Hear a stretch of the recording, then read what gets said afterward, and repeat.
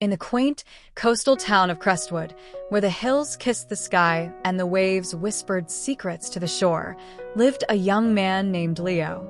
At 23, he was the heart of the community. His laughter was infectious, his spirit indomitable, and his hands calloused from years of labor. Leo worked as a fisherman, inheriting the humble trade from his father, who had spent his life braving the unpredictable sea.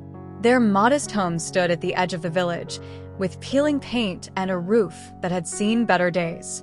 Across town, in a grand estate perched on the cliffs overlooking the ocean, lived Isadora. A widow in her late 40s, she was once the belle of Crestwood, celebrated for her beauty and sophistication. Since the tragic loss of her husband, Isadora had withdrawn into herself, cloaked in silks and shadows, her laughter a distant memory. The mansion, filled with antiques and memories, felt both like a sanctuary and a prison, isolating her from the vibrant life that thrived just beyond her gates. Their paths crossed one fateful evening when Leo and his fishing buddies won a fishing competition, earning a coveted spot at a local gala hosted by Isadora. The event brimmed with elegance and luxury, contrasting starkly with Leo's humble upbringing. As he entered the estate, he felt out of place, his salt-streaked hair and worn clothes making him acutely aware of the opulence around him. Isadora, adorned in a flowing emerald gown that accentuated her curves, had grown weary of the ballooning conversations about wealth and status. As she scanned the crowd, she felt a tug in her heart, a yearning for something she had long forgotten: authenticity. That's when her gaze fell upon Leo. He stood by the door, a mix of nervousness and fascination painting his expression. With a clipped breath, Isadora approached him, drawn by an inexplicable magnetism. "You look like you belong more in the ocean than in this hall," she remarked, a playful smile dancing on her lips. Leo, taken aback, replied shyly, "I suppose the ocean has been my only true friend." They talked for hours, sharing stories of their lives, dreams, and the gentle cadence of Crestwood. Under the chandelier's soft glow, their worlds collided. In Isadora's laughter, Leo found a warmth that melted the winter chill of his existence. In Leo's authenticity, Isadora rediscovered the joy of true connection. As the months passed, the bond between them deepened. They met under the cover of twilight, walking on the beach, their conversations woven together like the threads of a tapestry.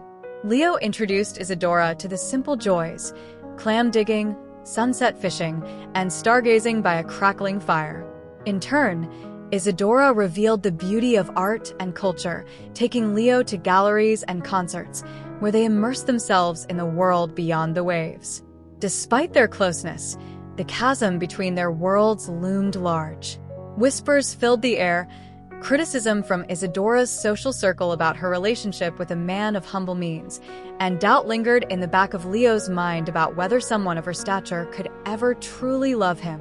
Their romance became a delicate dance of joy and insecurity. One night, as they sat on a weathered driftwood log, gazing at the moonlit ocean, Isadora turned to Leo with teary eyes. "They say love knows no bounds, yet I feel the weight of everyone's expectations," she admitted, her voice shaky. Leo took her hands in his, grounding her. "What we have is real, Isadora. We may come from different worlds, but love isn't defined by wealth or status. It's about what we build together." His words reached into her heart, igniting a flicker of hope.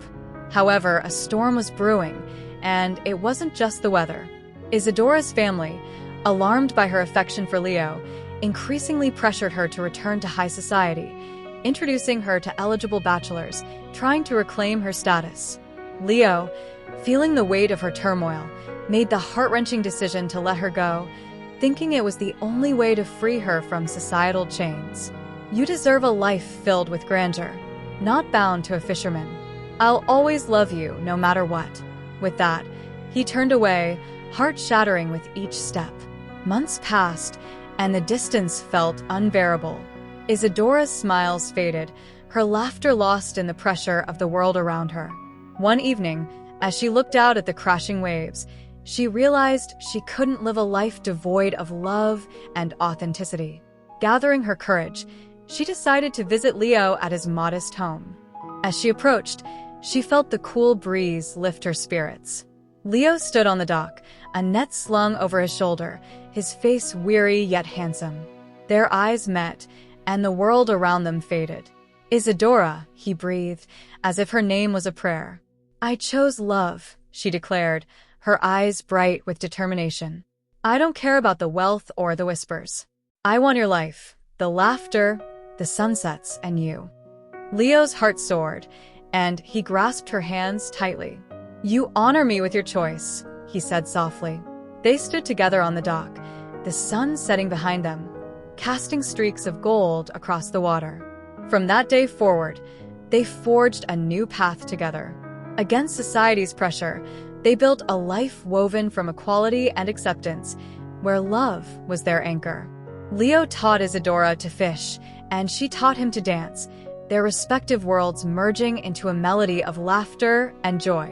And as the tides ebbed and flowed, Isadora realized that the true essence of wealth was not in material possessions, but in the richness of love they shared, weathering every storm together. In Crestwood, under the starlit sky, their love story became a legend, the tale of a fisherman and a widow, united by fate, forever intertwined.